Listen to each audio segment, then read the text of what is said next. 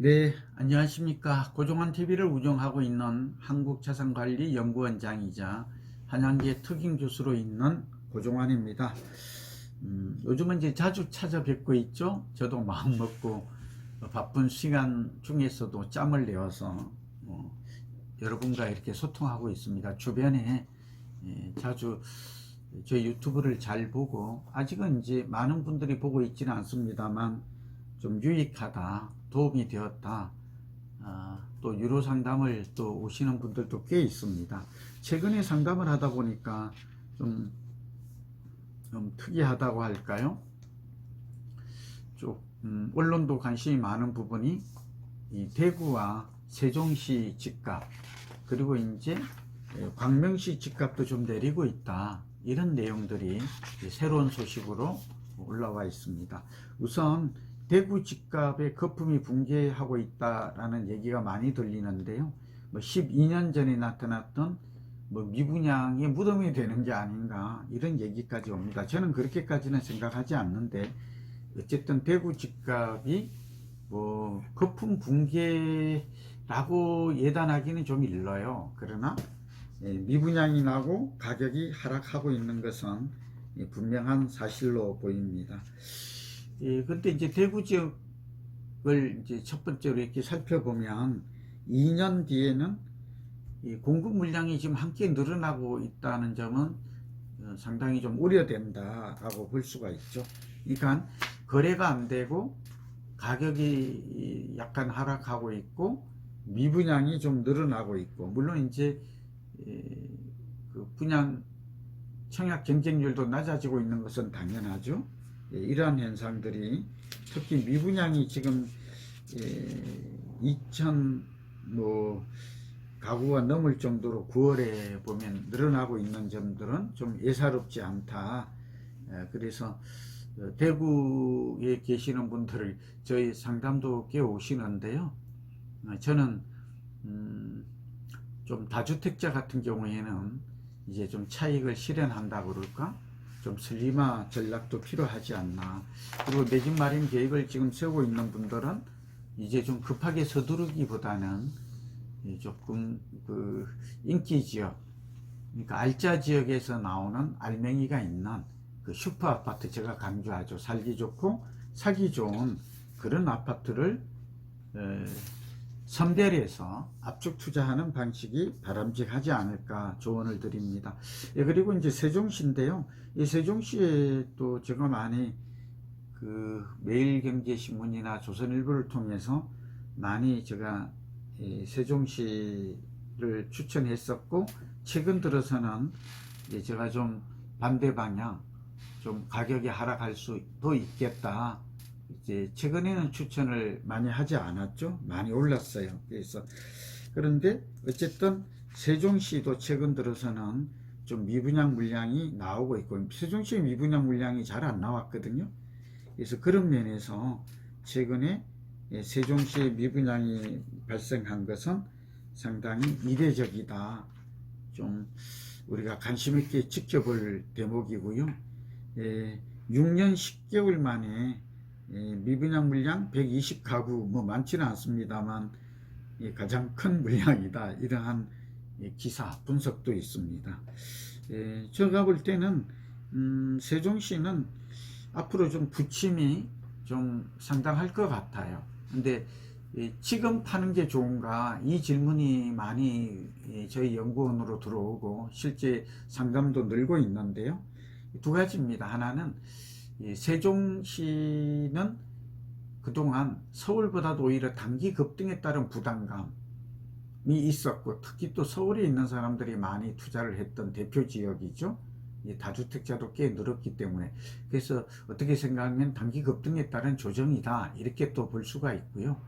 또 천도론 때문에 투기 수요가 많이 불었잖아요. 근데 이제 이 이후에 시장이 좀 공급도 좀 늘어나면서 변화가 있었다라고 좀 볼 수가 있어요. 그러나 세종시의 미래 운명에 대해서는 두 가지 좀 상반된 해석이 가능합니다. 예측이.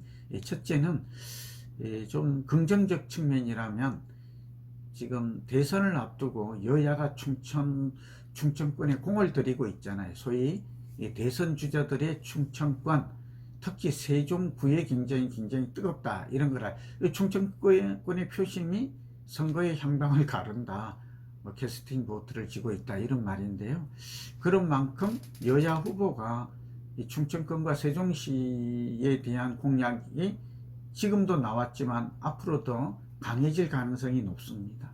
그런 의미에서 세종시는 이게 정치적 이슈에 의해서 시장이 다시 요동치는 출렁이는 그런 장세도 예상이 되니까 주가 하락 가능성이 지금은 많지 않기 때문에 적어도 대선까지 얼마 안 남았잖아요. 지금 한 3개월도 안 남았죠. 한번 좀 지켜볼 필요가 있다. 물론 이제 급한 사람은 뭐 너무 많이 가지고 있다, 대출을 많이 받아서 갭 투자를 했다 하는 분들은 처분하는 게 좀 하나 둘씩 한꺼번에 처분이 아니라 조금씩 줄여나가는 전략은 좀 바람직해 보입니다. 다만 아까 그런 일이 벌어졌을 때, 그러니까 천도론이 나오거나 충청권에 막 대형 이슈, 광역철도 얘기도 나오고 비행장도 나오고 굉장히 이제 수도 천도론도 나오게 되면 이 이슈 하나가 굉장히 굵직하잖아요. 그리고 이제 세종시는 중장기적으로는 쇠퇴나 정체 도시가 아니라 성장 도시라는 점을 우리는 알고 있잖아요.